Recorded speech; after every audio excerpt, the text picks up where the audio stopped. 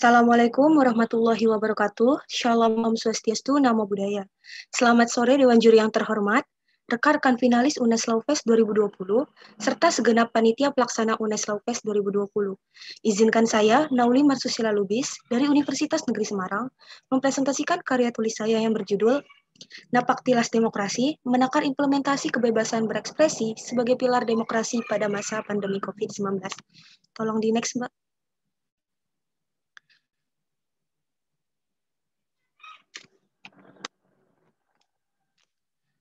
Yang kita ketahui, apa yang menjadi landasan atau kajian yang sering kali dikaji pada masa pandemi COVID-19 ini ialah terkait hal dengan kesehatan. Namun jangan kita lupakan bahwasannya hak konstitusional warga negara bukan hanya terkait kesehatan semata, namun juga terkait dengan kebebasan berekspresi. Berangkat dari hal tersebutlah, maka saya mengkaji dan menulis terkait tentang kebebasan berekspresi. Next, Mbak, tolong. Adapun outline atau pokok bahasan yang akan dibahas terdiri dari 4 bagian. Yang pertama latar belakang, yang kedua landasan teori, yang ketiga kerangka berpikir, serta yang terakhir kesimpulan.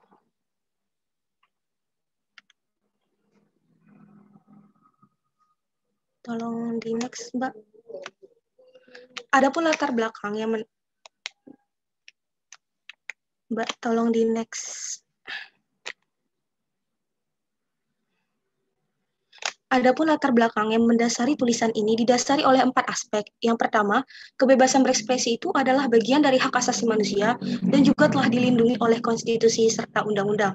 Lalu yang kedua, kebebasan berekspresi itu merupakan bagian dari pengawasan dan juga kendali yang dilakukan oleh masyarakat terhadap jalannya suatu roda pemerintahan, yang mana dalam hal ini diperlukan dalam penciptaan demokrasi yang sehat.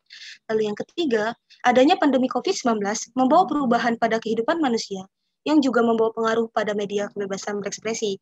Seperti yang kita ketahui, adanya pandemi COVID-19 ini berimplikasi dengan munculnya kebijakan social distancing yang mau tidak mau juga membawa perubahan pada media kebebasan berekspresi, di mana media kebebasan berekspresi seperti halnya aksi demonstrasi ataupun aksi-aksi yang memicu kerumunan umum sudah sulit untuk dilakukan karena alasan kesehatan. Maka dari itu, media ekspresi yang cukup mudah dan efektif digunakan dalam masa COVID-19 ini ialah melalui media cetak dan juga jejaring sosial.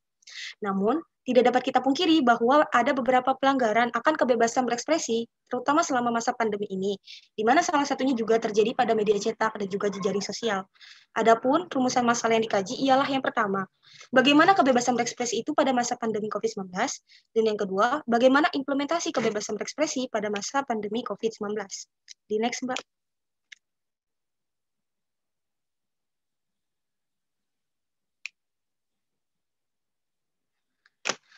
Adapun landasan teori yang saya gunakan ialah mendasarkan pada 3 teori. Yang pertama, teori universalisme atau universalism teori. Berangkat dari teori ini, maka kebebasan berekspresi sebagai bagian dari hak asasi manusia ialah mutlak dimiliki oleh pribadi individu. Maka dari itu, hak ini tidak dapat dilepaskan secara paksa, termasuk di dalamnya oleh negara. Lalu yang kedua, berdasarkan teori kebebasan, atau di Liberty Model, dalam hal ini si Edwin Becker telah menyebutkan bahwa kebebasan berekspresi itu merupakan bagian dari hak konstitusional dan juga fundamental bagi warga negara. Maka oleh karena itu, kebebasan berekspresi itu ialah mutlak dan tidak dapat dipisahkan dari harkat individu. Lalu yang ketiga, berdasarkan teori demokrasi versi Jean-Jacques Rousseau telah dinyatakan bahwa kedaulatan pada hakikatnya berasal dari kehendak umum atau general will, dan bahwasannya kebaikan publik atau public good serta deliberasi publik adalah fondasi bagi tatanan politik yang adil. Berangkat dari teori demokrasi versi Jean-Jacques Rousseau ini, maka kebebasan berekspresi sebagai bagian dari kebaikan publik dan juga sebagai bagian dari kehendak umum sangatlah diperlukan dalam rangka penciptaan kedaulatan dan juga fondasi yang adil. Landasan konseptualnya tolong di next, Mbak, karena ini nggak saya bahas sejujurnya di PPT yang saya ini. Tolong di next langsung ke kerangka berpikir. Iya. Adapun kerangka berpikir yang saya gunakan ialah melandaskan pada Pancasila serta pasal 28E ayat 3 serta pasal 28F Undang-Undang Dasar 1945. Kemudian saya juga melandaskan pada Undang-Undang Nomor 12 Tahun 2005 tentang pengesahan ICCPR. Kemudian ada Undang-Undang Nomor 39 Tahun 1999 tentang hak asasi manusia. Kemudian adanya Undang-Undang Nomor 11 Tahun 2008 tentang ITE ini hadir dalam rangka menjadi pagar bagi penyalahgunaan ekspresi yang dituangkan secara salah oleh warga negara. Kemudian ada PP Nomor 21 Tahun 2020 tentang PSBB dalam rangka percepatan penanganan COVID-19 yang menjadi dasar atau payung hukum bagi adanya kebijakan social distancing. Kemudian teori yang saya gunakan, seperti yang sudah saya bahas sebelumnya, saya menggunakan teori universalisme atau universalism teori, lalu yang kedua ada teori kebebasan, dan yang ketiga ada teori demokrasi. Adapun metode penelitian yang saya gunakan ialah penelitian kualitatif dengan jenis penelitian yuridis sosiologis, di mana penelitian ini tidak hanya berbasis pada ilmu hukum normatif saja, namun saya juga berbasis pada data-data dan fakta-fakta yang terjadi di lapangan. Adapun tujuan yang diharapkan ialah melindungi hak atas kebebasan berekspresi warga negara pada masa pandemi COVID-19, dan output yang diharapkan ialah terwujudnya hak konstitusional warga negara melalui kebebasan berekspresi pada masa pandemi COVID-19. Di next, Mbak, tolong.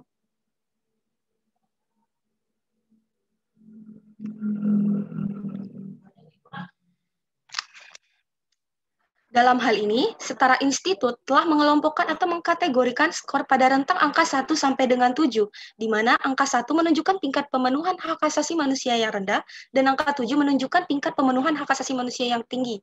Berdasarkan data yang telah ditampilkan, dapat kita lihat bahwasannya sebelum masa pandemi COVID-19 pun, kebebasan berekspresi di Indonesia masih tergolong cukup rendah. Hal ini dibuktikan dengan perlindungan kerja terhadap jurnalistik yang masih mendapatkan skor 2,3, jaminan ekspresi melalui media daring yang masih mendapatkan skor 1,3, kebebasan berserikat dan berkumpul serta menyatakan pendapat yang masih mendapatkan skor 2, serta kebebasan orientasi dan identitas serta ekspresi gender yang masih mendapatkan skor 1,7. Next, Mbak, tolong.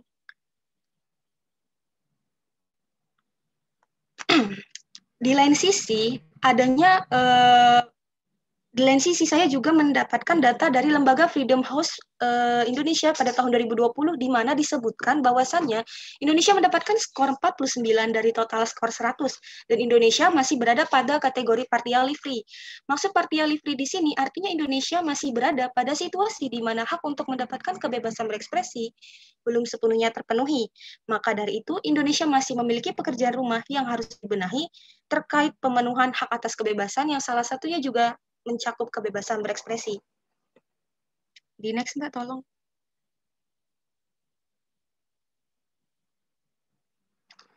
Lalu, bagaimana implementasi kebebasan berekspresi pada masa pandemi COVID di Indonesia?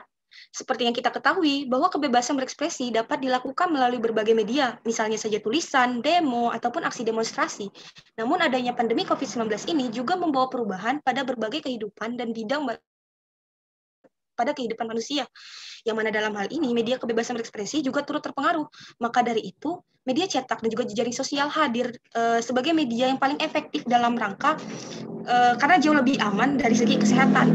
Lalu pada praktiknya kebebasan berekspresi masih menuai polemik, di mana polemik ini cukup sering terjadi dengan adanya ancaman dan juga intimidasi, baik itu secara fisik dan juga emosional pada para pihak yang dianggap telah menguraikan isu-isu yang sensitif. Mari kita berangkat pada kasus bulan Maret 2020, di mana pada kasus tersebut ada kasus pengajuan tuntutan pidana terhadap pemimpin redaksi liputan persada.com yang dijatuhi hukuman penjara akibat opininya akan proyek perintah daerah. Selain itu, terdapat pula kasus pada bulan Agustus 2020 di mana terjadi peretasan terhadap beberapa aktivis yang mengeluarkan nalar-nalar kritisnya terhadap kebijakan penanganan COVID-19. Ditolong di next, Mbak.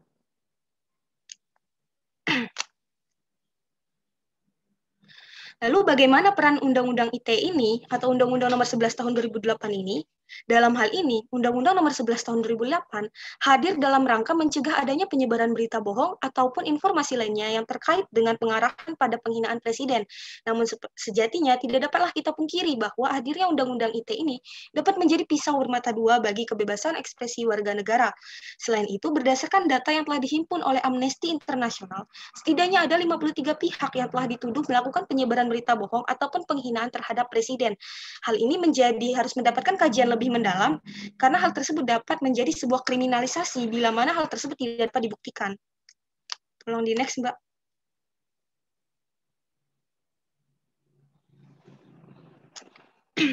Tolong di next, Mbak.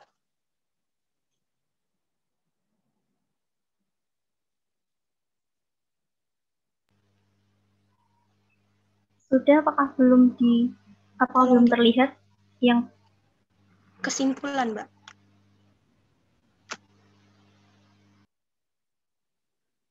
Di next dari ini.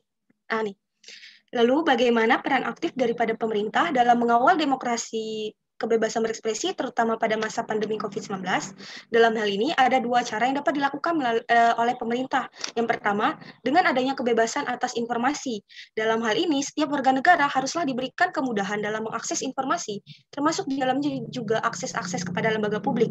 Lalu yang kedua, dalam hal ini harus ada independensi dan pluralistik terhadap media, yang mana dapat dilakukan melalui membebaskan media dari kontrol politis, pemerintahan, maupun ekonomi, dan juga memberikan kebebasan bagi para media untuk menerbitkan surat kabar, majalah, ataupun lain sebagainya, tanpa mendapatkan intervensi dari pihak manapun. Hal ini menjadi penting dalam rangka penciptaan demokrasi dan kebebasan berekspresi yang sehat. Tolong di next, Mbak. Nah, lalu marilah kita sampai pada kesimpulan. Adapun kesimpulan yang dapat saya berikan, yang pertama ialah kebebasan berekspresi itu ialah hak konstitusional warga negara dan telah dijamin oleh undang-undang serta konstitusi. Lalu yang kedua, adanya kebijakan social distancing sebagai implikasi dari PP nomor 21 tahun 2020 sedikit banyak membawa pengaruh pada media ekspresi yang semakin menyempit. Seperti yang kita ketahui dan saya sudah jelaskan bahwasannya media ekspresi yang memicu kerumunan umum sudah sulit untuk dilakukan. Maka dari itu, media cetak dan jejaring sosial hadir dalam rangka mencegah terjadinya penambahan COVID-19. Lalu yang keempat, hadirnya Undang-Undang ITE ini dapat menjadi pagar bagi ekspresi yang salah. Namun di lain sisi tidak dapat dipungkiri bahwa hadirnya Undang-Undang ITE ini dapat menjadi pisau bermata dua bagi kebebasan berekspresi yang dituangkan oleh warga negara, seperti yang sudah saya jelaskan sebelum pada bab pembahasan. Lalu yang kelima, oleh karenanya diperlukan peran aktif daripada pemerintah dalam rangka mengawal demokrasi kebebasan berekspresi, terutama pada masa pandemi, melalui adanya independensi terhadap media dan juga kebebasan mengakses informasi. Sekian, terima kasih. Mohon maaf bila mana ada kesalahan. Saya akhiri. Wassalamualaikum warahmatullahi wabarakatuh.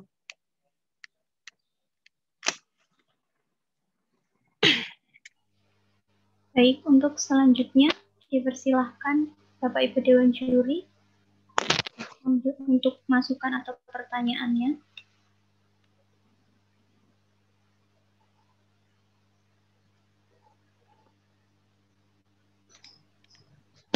Silakan Bu Rofi atau Bu Ristina.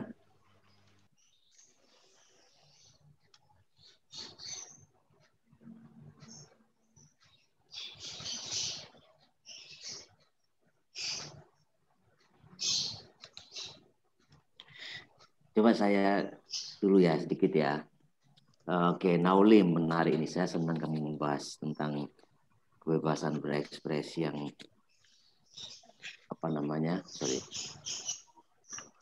Oke, kebebasan berekspresi musim pandemi. Di papermu itu kamu menyebut ada 51 kasus ya tuduhan. Itu sampai penangkapan nggak itu? Atau cuma tuduhan aja? Tuduhan yang dijerat oleh pasal-pasal yang termuat dalam Undang-Undang ITE, Bapak. 51 ya, selama 2 bulan itu menurut saya sangat banyak. Kalau hitung 2 bulan 60 hari berarti kan hampir setiap hari ada orang yang dikriminalisasi gara-gara dianggap melakukan hal-hal yang melanggar ITE. Menurutmu kenapa selama waktu 2 bulan Februari sampai April itu banyak sekali kasus-kasus yang melibatkan tindakan yang dianggap mengurangi kebebasan berekspresi di Indonesia? Terima kasih Bapak atas pertanyaannya. Saya izin menjawab. Menurut saya, adanya tuduhan-tuduhan tersebut dilandasi oleh penggunaan internet yang semakin meningkat, terutama di masa pandemi COVID-19 ini. Tidak dapat kita pungkiri bahwa adanya pandemi COVID-19 ini, maka penggunaan akan internet tentu saja semakin meningkat. Maka dari itulah, masyarakat atau sebagian besar warga negara ingin menuangkan atau menyuarakan ekspresinya melalui jejaring sosial ataupun media cetak. Namun tidak dapat kita pungkiri juga bahwasannya seringkali ada dilematis ketersinggungan yang terjadi di Indonesia. Maka dari itulah yang seringkali menyebabkan terjadinya adanya sebuah tuduhan-tuduhan tersebut. Oke, sekira cukup dari saya, Prita.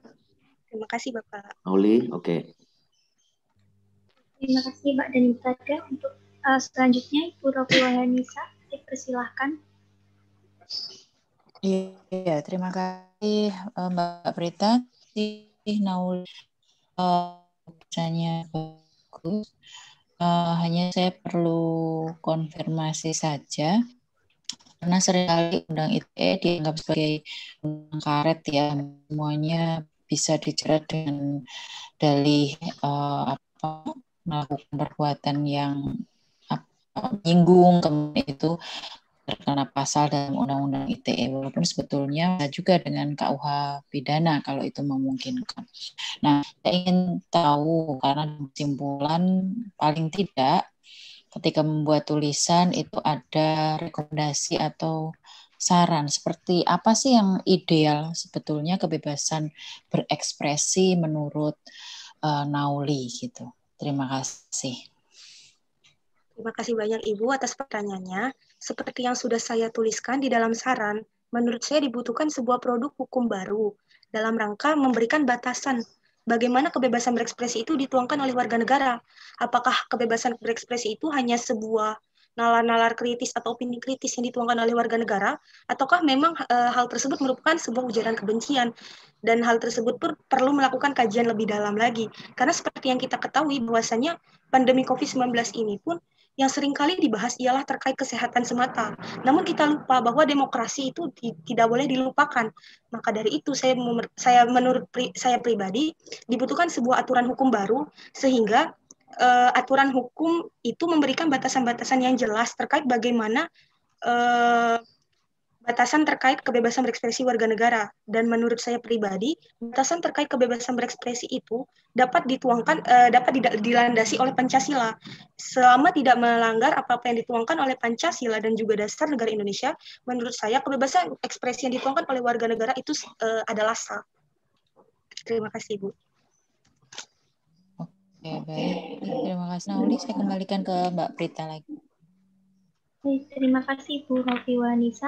Untuk selanjutnya Bu Ristina dipersilahkan.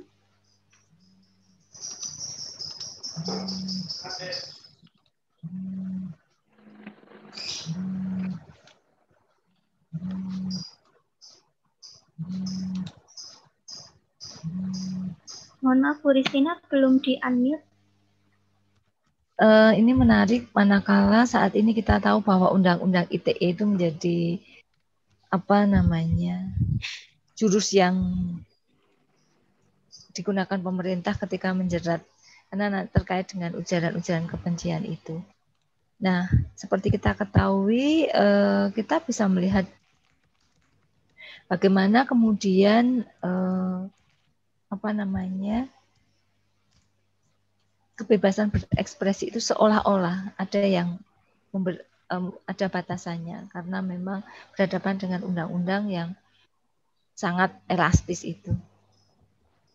Seperti kita ketahui terkait dengan kebebasan berekspresi dalam konstitusi kita jelas bahwa itu merupakan hak konstitusional warga negara. Yang pertama terkait dengan kebebasan ekspresi. Demikian juga di dalam konvensi internasional kita tahu bahwa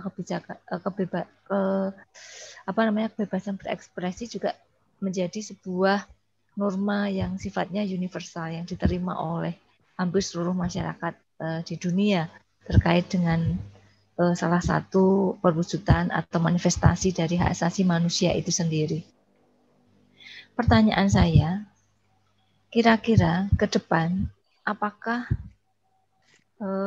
kebebasan berekspresi akan semakin mendapatkan batasan mengingat bahwa elastisnya Undang-Undang ITE itu, sementara juga kita melihat bagaimana media sosial saat ini merupakan cara yang aktif, ampuh bagi masyarakat untuk terlibat di dalam sebuah pengawasan terhadap penyelenggaraan negara ini.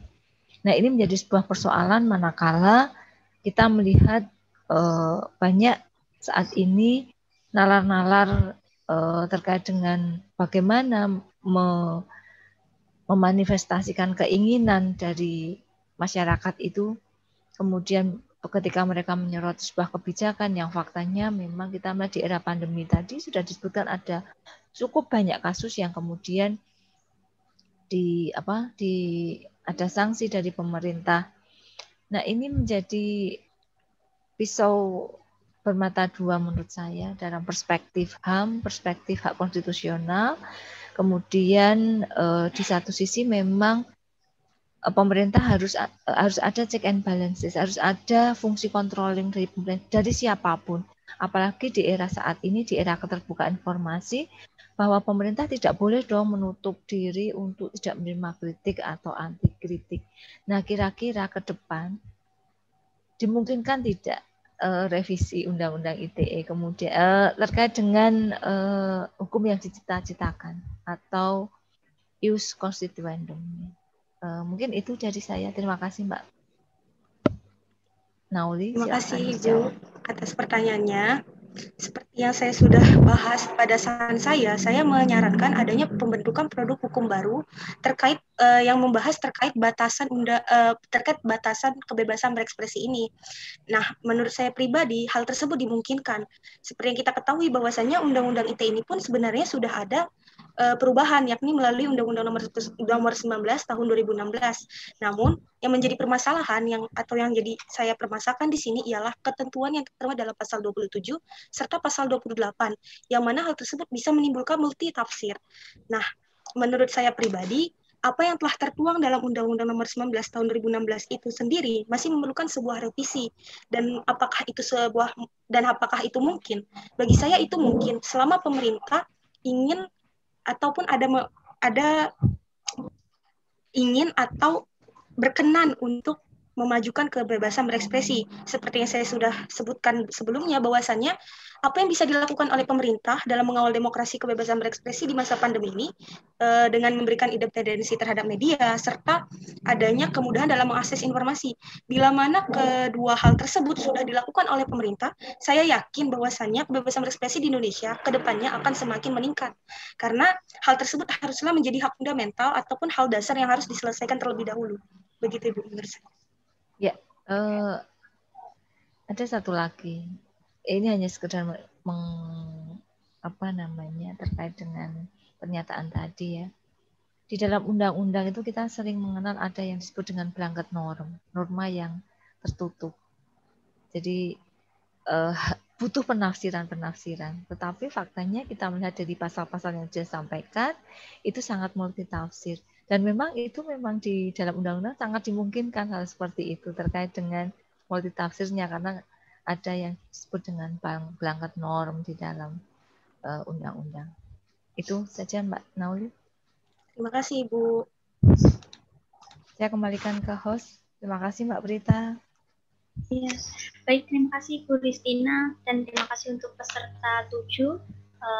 Usai sudah penjurian karya tulis ilmiah HTN Grand pada hari ini, semoga nanti diberikan hasil yang terbaik. Mari mohon untuk foto bersama dan menyalakan videonya untuk seluruh peserta.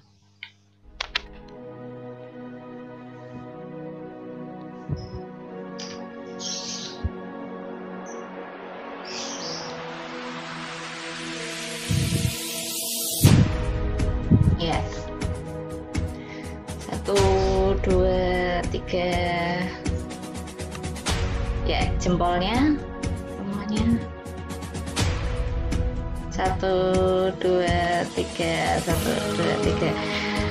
Baik, terima kasih sekali. Alhamdulillah, puji syukur kehadirat Tuhan Yang Maha Esa. Proses penjurian grand finalis karya tulis ilmiah bagian hukum tata negara, hukum administrasi negara sudah selesai. Saya mewakili pribadi dan juga segenap panitia UNESCO Festival mengaturkan terima kasih dan apresiasi setinggi-tingginya kepada Bapak Ibu Dewan Juri, Bapak Dhani Muhtada MPA PhD, Ibu Dr. Rofi Wahanisa SMH, Ibu Dr. Ristina Yudanti SMH, serta yang kami banggakan ke-7 grand Kriminalist KTI cabang pidana cabang HTN HAN dari Universitas Jember, Universitas Tarumanegara, Universitas Brawijaya, IAIN Tulungagung, dan Universitas Negeri Semarang. Sukses untuk Anda semua dan semoga diberikan hasil yang terbaik. Terima kasih. Sampai jumpa di lain kesempatan. Wassalamualaikum warahmatullahi wabarakatuh.